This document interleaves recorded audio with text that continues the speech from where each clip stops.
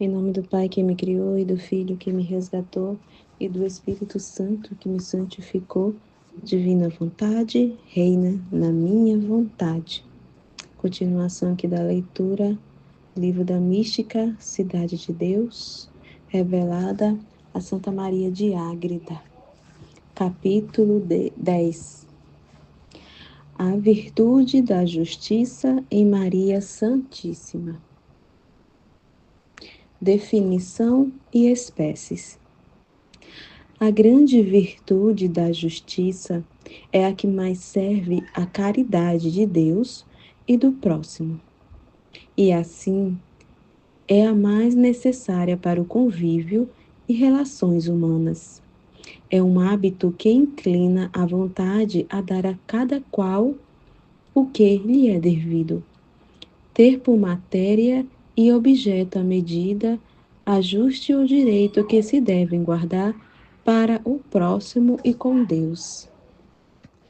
Sendo tantas as coisas e diversos os modos nos quais o homem pode observar ou transgredir esta virtude, sua matéria vem a ser muito extensa e difusa. Diversas são as espécies desta virtude. Enquanto se ordena o bem público comum, chama-se justiça legal. E porque pode dirigir as demais virtudes para este fim, chama-se virtude geral, ainda que não participe da natureza das demais. Quando, porém, a matéria da justiça é coisa determinada, somente referindo-se a pessoas particulares, para guardar o direito de cada uma, então se chama justiça particular ou especial. A justiça em Maria.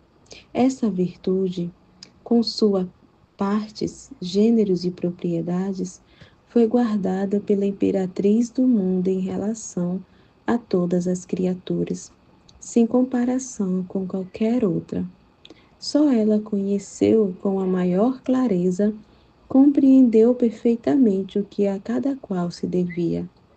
Ainda que esta virtude não vise imediatamente as paixões naturais, como fazem a fortaleza e a temperança. Conforme direi adiante, muitas vezes, porém, sucede que, por não estarem as mesmas paixões moderadas e corrigidas, concorrem para a violação da justiça, como os que, por desordenada cobiça ou deleite, usurpam o alheio. Visto que em Maria Santíssima não havia paixões desordenadas, nem ignorância para desconhecer o meio termo onde se situa a justiça, satisfazia a todos, fazendo o justíssimo a cada um, ensinando a agir assim aos que mereciam ouvir suas palavras e doutrinas de vida. Quanto à justiça legal, guardou-a cumprindo as leis comuns, como na purificação e noutros mandamentos da lei, ainda que estivesse isenta daqueles como rainha, sem a dívida do pecado. Além disso, ninguém fora de seu Filho Santíssimo atendeu como esta mãe de misericórdia ao bem público e comum dos mortais, dirigindo para este fim todas as virtudes e atos, com os quais pôde merecer-lhes a divina misericórdia e favorecer ao próximo com outros benefícios. Modo pelo qual Maria Santíssima praticava a justiça distributiva. As duas espécies de justiça, distributiva e comutativa, também estiveram em Maria Santíssima em grau heróico. A justiça distributiva governa os atos com os quais se distribuem as coisas comuns às pessoas particulares. Esta equidade foi guardada por Sua Alteza em muitas coisas que, por sua vontade e disposição, foram praticadas entre os fiéis da primitiva Igreja, como distribuir os bens comuns para o sustento e outras necessidades de pessoas particulares. Ainda que nunca distribuísse por suas mãos dinheiro, porque jamais o tocava, era, porém, repartido por sua ordem, ou outras vezes por seu conselho. Nestas coisas e noutras semelhantes, sempre observou suma equidade e justiça, segundo a necessidade e condição de cada um. O mesmo fazia na distribuição dos ofícios, dignidades ou ministérios entre os discípulos e primeiros filhos do Evangelho, nas reuniões que para isso realizavam. A mestra sapientíssima tudo ordenava e dispunha com perfeita equidade, porque tudo fazia com especial oração e ilustração divina, além da ciência e conhecimento ordinário que possuía de todos os indivíduos. Por isto os apóstolos recorriam a ela nesses assuntos. Outras pessoas que governavam lhe pediam conselho, e tudo quanto por ela era dirigido se fazia e dispunha com inteira justiça, sem acepção de pessoas. Maria não exercitou a justiça comutativa, mas a conheceu e ensinou. A justiça comutativa ensina a guardar recíproca igualdade no dar e receber entre pessoas particulares, quer no valor, quer na quantidade. Nesta espécie de justiça, a Rainha do Céu exercitou-se menos do que nas outras virtudes, porque nem comprava nem vendia coisa alguma, pessoalmente. Se era necessário comprar ou comutar alguma coisa, o fazia o patriarca São José, quando era vivo, depois São João Evangelista ou algum outro dos apóstolos. O mestre de santidade que vinha destruir e extirpar a avareza, raiz de todos os males, 1 Timóteo 6,10, quis afastar de si e de sua Mãe Santíssima os atos e ações nos quais costuma acender-se e alimentar-se o fogo da cobiça humana. Por isso, em sua providência divina, ordenou que, nem por sua mão, nem pela de sua Mãe Santíssima, se realizassem ações do comércio humano, de comprar e vender, ainda que fossem coisas necessárias para a conservação da vida natural. Nem por isto deixava, entretanto, a grande rainha de ensinar quanto pertencia a esta virtude da justiça comutativa, para praticarem com perfeição os que no apostolado e na igreja primitiva necessitavam dela usar. Julgamento público e civil. A justiça inclui outros atos exercitados com o próximo, como o julgamento público, civil ou particular. De seu vício contrário, falou o Senhor por São Mateus: não julgueis e não sereis julgados. Mateus 7:1. Por estes atos de julgamento, dar-se-á a cada um o que lhe é devido, na medida do critério de quem julga. Serão ações justas se conformarem com a razão e injustiça, se dela discordarem. Nossa soberana rainha não exercitou o julgamento público e civil, ainda que tivesse poder para ser juiz de todo o universo. Com seus retíssimos conselhos, porém, durante o tempo de sua vida e depois, por sua intercessão e méritos, cumpriu o que dela está escrito nos Provérbios. Provérbio 8, 20, 16. Eu ando nos caminhos da justiça, e por mim decretam os poderosos o que é justo. Julgamento pessoal, vícios que lhe são contrários, Maria jamais os teve. O julgamento pessoal nunca pôde ser injusto no puríssimo coração de Maria Santíssima. Jamais foi leviana nas suspeitas, nem temerária nos juízos, nem teve dúvidas. Mesmo que as tivesse, não as interpretava com impiedade, pelo pior lado. Estes injustíssimos vícios são próprios e naturais nos filhos de Adão, dominados pelas desordenadas paixões do ódio, inveja, rivalidade, malícia e outros vícios que os tiraniza como avis escravos. Destas raízes tão corrompidas nascem as injustiças, as suspeitas do mal com insuficientes indícios, os juízos temerários e a interpretação do duvidoso pelo pior. Cada qual atribui a seu irmão a mesma falta que vê em si. Se com ódio ou inveja se entristece pelo bem do próximo, alegrando-se com o seu mal, levianamente dá crédito ao que não devia, porque o deseja, sendo seu julgamento arrastado pela paixão. De todos estes achaques do pecado, esteve isenta nossa rainha, pois nele não tinha parte. Caridade, pureza, santidade e perfeito amor era tudo quanto em seu coração estava ou saía. Nela, nela estava a graça de toda a verdade, caminho e vida. Com plenitude de ciência e santidade, nada duvidava nem suspeitava, porque conhecia o íntimo de todos. Via-os com verdadeira luz e misericórdia, sem suspeitar mal de ninguém e sem atribuir culpa a quem não tinha. Pelo contrário, antes remediava a muitos culpados, dando a todos e a cada um, com equidade e justiça, o que lhe pertencia, estando sempre disposta com benigno coração para encher todos os homens da doçura da graça e da virtude.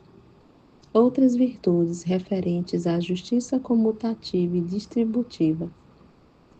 Nos dois gêneros de justiça, comutativa e distributiva, encerram-se muitas espécies de diferentes virtudes que não me detenho a referir, pois todas as que convinham a Maria Santíssima teve-as em hábitos e em ato, no grau mais elevado e excelente.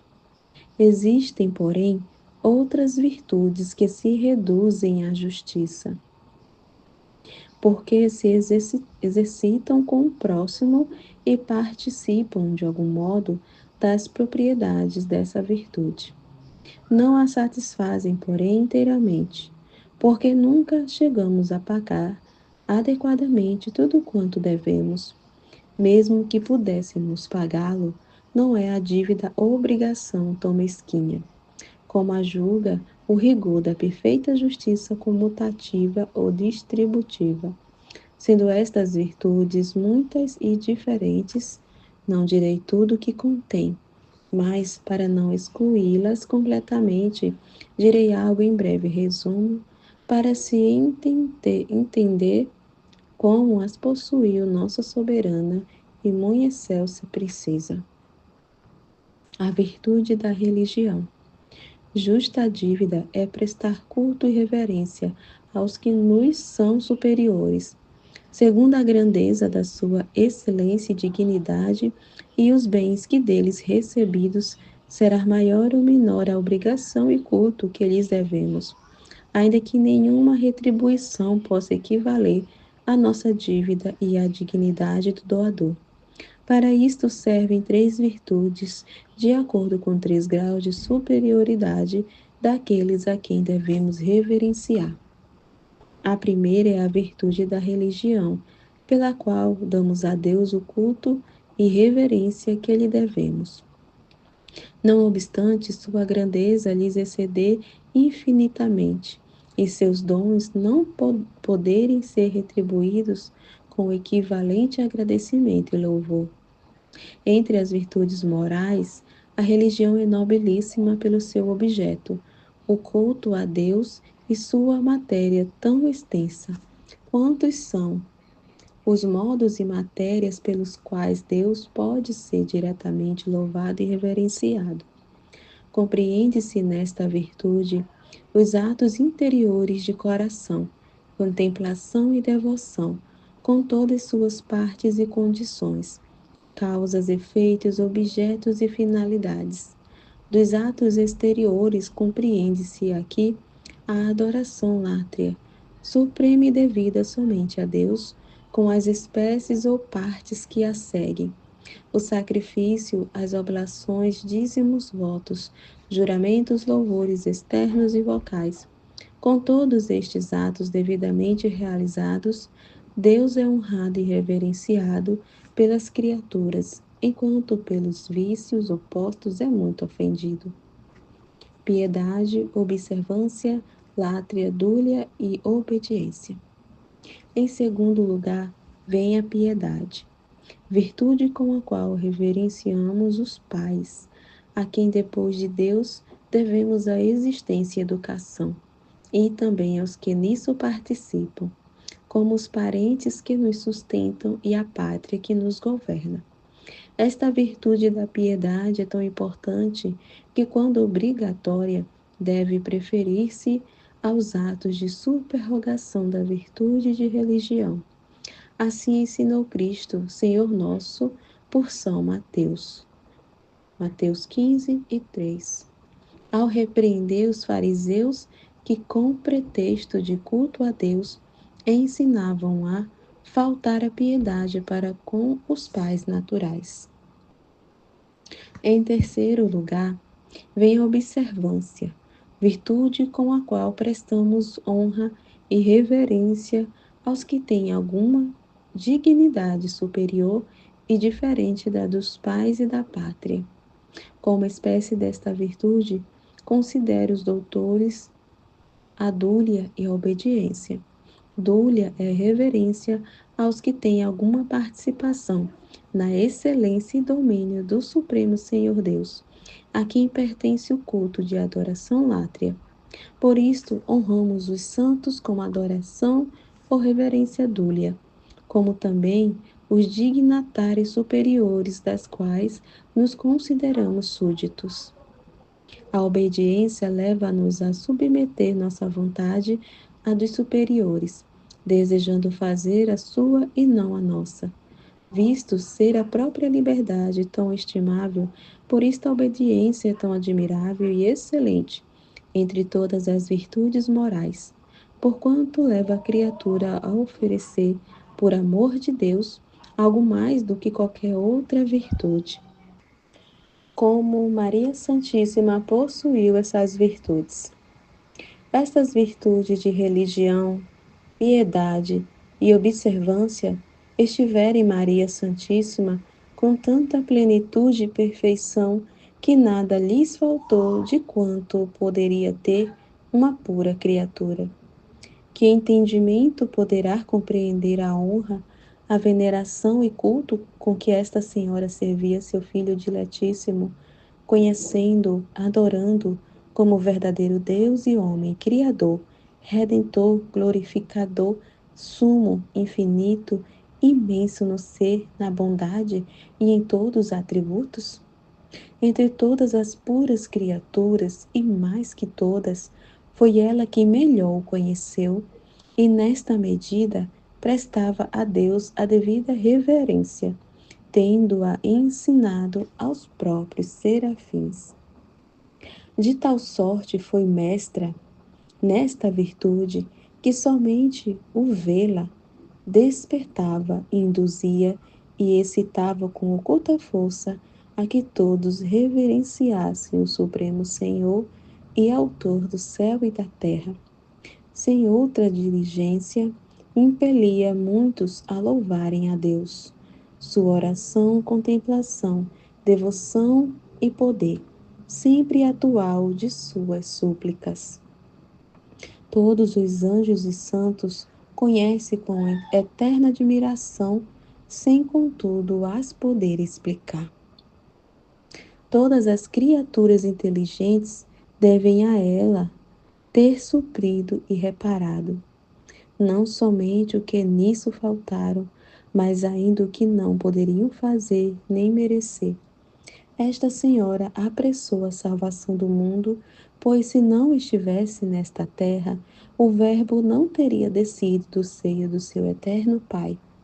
Ela ultrapassou os serafins desde o primeiro instante, no contemplar, orar, pedir e estar devotamente pronta para o serviço divino. ofereceu sacrifícios, oblações décimas tão agradáveis a Deus que, por parte do oferente, ninguém foi mais aceito depois de seu Filho Santíssimo. Nos eternos louvores, hinos, cânticos e orações vocais que compôs, excedeu a todos os patriarcas e profetas. Se a Igreja militante conhecesse esses louvores como os conhece a triunfante, constituiriam singular admiração para o mundo.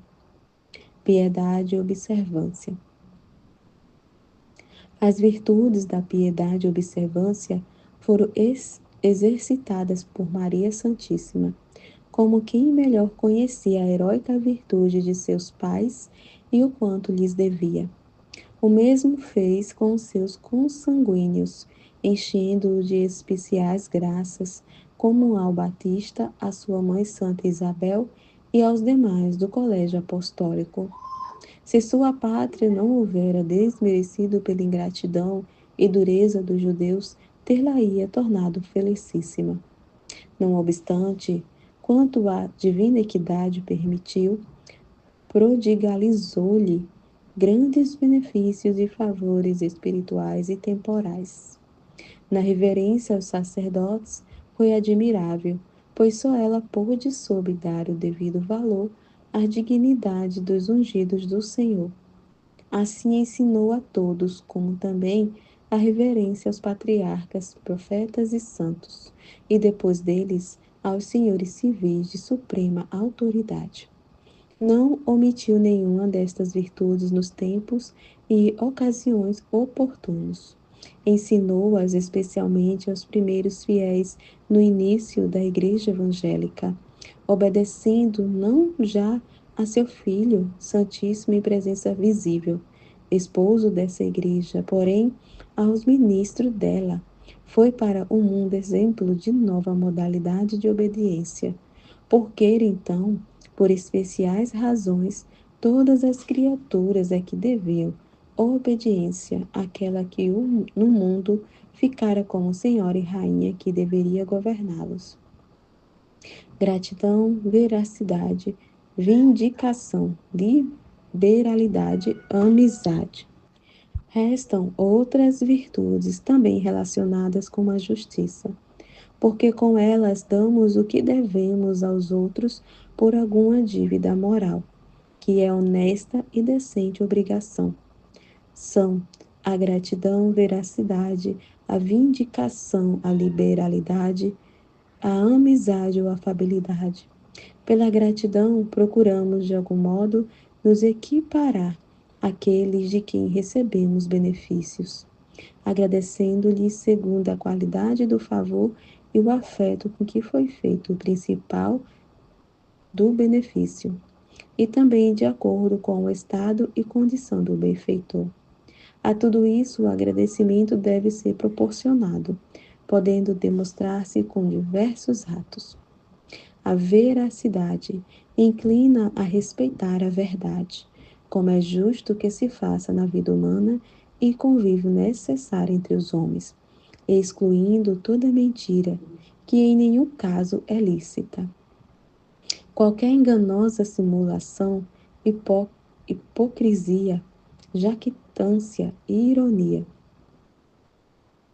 Todos estes vícios opõem-se à verdade.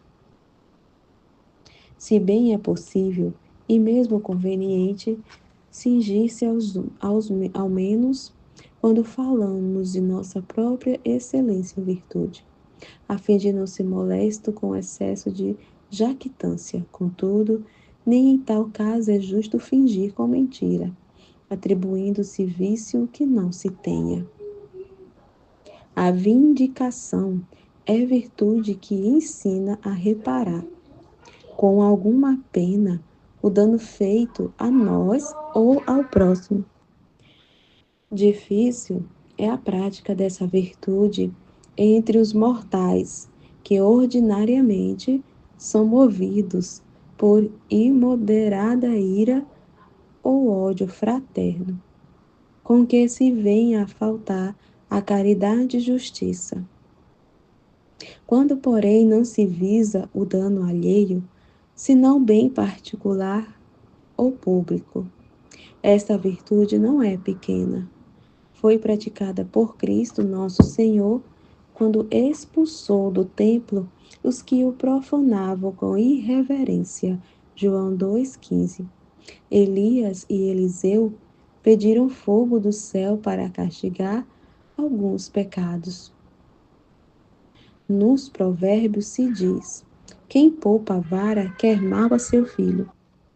A liberalidade orienta a distribuição do dinheiro ou coisas semelhantes, evitando declinar para os vícios da avareza ou da prodigalidade.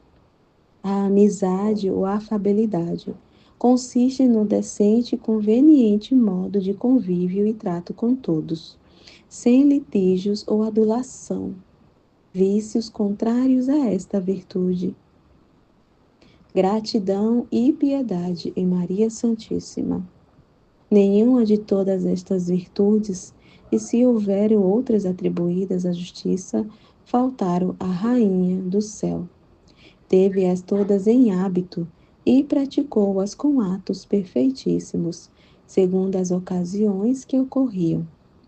Mestre e Senhora de toda santidade, a muitas almas instruiu e esclareceu para exercitá-las com perfeição. A virtude da gratidão a Deus exercitou-a com os atos de religião e culto que dissemos, porque este é o mais excelente modo de agradecer. Como a dignidade de Maria Puríssima e sua correspondente santidade se elevou acima de todo o entendimento criado. Assim agradeceu esta eminente Senhora, proporcionando-se ao benefício quanto era possível à pura criatura. Outro tanto fez pela virtude da piedade, com seus pais e com sua pátria, conforme fica dito. Aos demais que lhe faziam qualquer benefício, agradecia a humilíssima imperatriz, como se nada lhe fora devido. Quando por justiça tudo se lhe devia, era ela que o agradecia com suma graça e favor. Somente ela, porém, soube dignamente e conseguiu dar graças tanto pelos agravos e ofensas como por grandes benefícios. Sua incomparável humildade nunca se ofendia com as injúrias e por todas se considerava obrigada. Não esquecendo os benefícios, nunca suspendia o agradecimento. A verdade e vindicação em Maria Santíssima. Sobre a verdade, Maria, Senhora nossa, tudo quanto se poderia dizer seria pouco, pois quem foi tão superior ao demônio, pai da mentira, não pôde ser atingida por tão desprezível vício. A regra pela qual se deve medir essa virtude em nossa rainha é sua caridade e singeleza columbina, que excluem qualquer duplicidade e falácia no trato com as criaturas. Como se poderia achar culpa e dolo na boca daquela senhora que, com uma palavra de verdadeira humildade, atraiu ao seu seio aquele que é a verdade e santidade por excelência? Da virtude chamada vindicação, tampouco faltaram a Maria Santíssima. Muitos atos perfeitíssimos. Não somente a ensinou nas ocasiões em que foi necessária, no princípio da Igreja Evangélica, mas também a exercitou pessoalmente, zelando a honra do Altíssimo. Procurava converter muitos pecadores por meio da correção, como fez com Judas muitas vezes, ou mandava às criaturas. Pois todas lhe eram submissas, castigar alguns pecados para o bem dos que, cometendo-os, mereciam eterno castigo. Ainda que nestes atos fosse mansa e suavíssima, nem por isso perdoava o castigo, quando era meio eficaz de reparar o pecado. Era, porém, com o demônio que mais exercitava a vingança para livrar de sua servidão o gênero humano. A liberalidade e a afabilidade em Maria Santíssima. Das virtudes da liberalidade e afabilidade, praticou também a soberana rainha atos excelentíssimos. Sua generosidade em dar e distribuir era de suprema imperatriz da criação, e de quem sabia dar a digna estima ao visível e ao invisível. Coisa alguma das que pôde distribuir liberalmente julgou a mais sua que do próximo.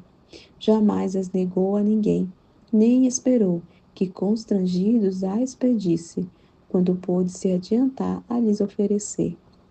As necessidades e miséria dos pobres que remediou, os benefícios que lhes fez, as misericórdias que espalhou, ainda em coisas temporais, nem em imenso volume se podem descrever. Sua cordial afabilidade com todas as criaturas foi singular e admirável. Se não a controlasse com rara prudência, todo o mundo a seguiria, atraído por seu docíssimo trato, porquanto sua mansidão e suavidade temperava com divina severidade e sabedoria. Dava-lhe uns viços de criatura sobre-humana.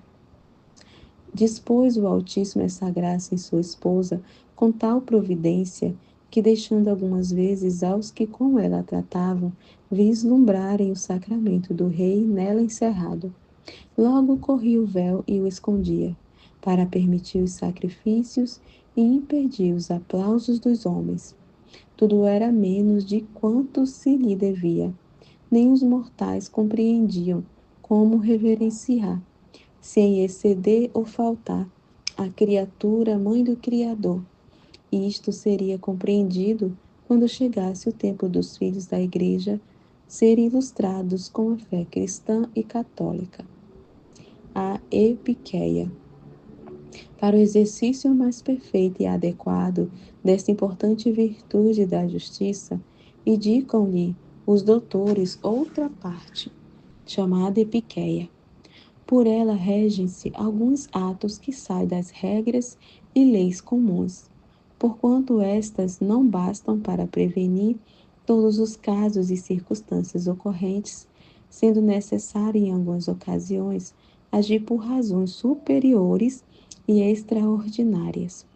Desta virtude teve necessidade e usou a Rainha Soberana em muitos sucessos de sua vida santíssima, antes e depois da ascensão de seu Filho unigênito aos céus, especialmente depois, para estabelecer a primitiva Igreja como em seu lugar direi, se for servido ao Altíssimo.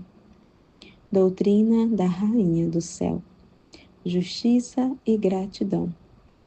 Minha filha, sobre a extensa virtude da justiça, ainda que aprendeste muito do apreço que merece, ignoras a maior parte, em consequência do estado da vida mortal.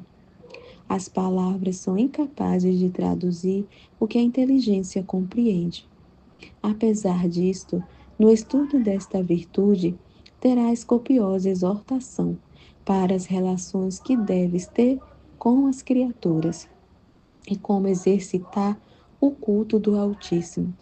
Advirto-te, caríssima, que a suprema majestade do Todo-Poderoso justamente se indigna da ofensa dos mortais, que se esquecem da veneração, adoração e reverência a ele devidas. Quando alguma lhe dão, é tão grosseira, distraída e descortês que mais merecem castigo do que recompensa. Aos príncipes e magnatas do mundo profundamente reverenciam, pedem-lhes mercês, solicitando-as por meio de diligentes estudadas. Quando recebem o que desejam, agradecem-lhes, dispondo-se a lhes ser reconhecido por toda a vida. O Supremo Senhor, infinito e sumo bem, no entanto, lhes dá o ser, vida e movimento, conserva-os e sustenta-os, remiu-os e elevou-os à dignidade de filhos, e lhes quer dar a sua mesma glória. A essa majestade, por não a verem com os olhos corporais, esquecem-na como se de suas mãos não lhes viessem todos os bens, e contentam-se, quando muito, numa fria lembrança e apressado agradecimento. Nem falo ainda dos que ofendem ao justíssimo governador do universo, dos que iniquamente quebram toda a ordem da justiça com o próximo, pervertem toda a razão natural e fazem a seus irmãos o que não quereriam para si mesmos. Culto a Deus e justiça com o próximo. Detesta, minha filha, tão execráveis vícios. E quanto estiver em tuas forças, repara por tuas obras o que está má correspondência, recusa ao Altíssimo, já que por tua profissão estás dedicada ao culto divino. Seja esta a tua principal ocupação e prazer, assemelhando-te aos espíritos angélicos, incessantes no temor e culto do Senhor. Reverencia as coisas divinas e sagradas, até os ornamentos e vasos que servem a este ministério. No ofício divino, oração e missa, procura estar sempre ajoelhada. Pede com fé e recebe com humildade e gratidão, a qual também deves mostrar a todas as criaturas, mesmo quando te ofenderem. Com todos, mostra-te afável, simples e sincera, sem fingimento, duplicidade, detração ou murmuração. Nem julgues levianamente a teu próximo. Para cumprires com esta obrigação de justiça, conserva sempre na memória e desejo o propósito de fazer a teu próximo o que quererias fosse feito a ti. Acima de tudo, lembra-te o que meu Filho Santíssimo e eu, a sua imitação, fizemos por todos os homens. Amém. Fiat.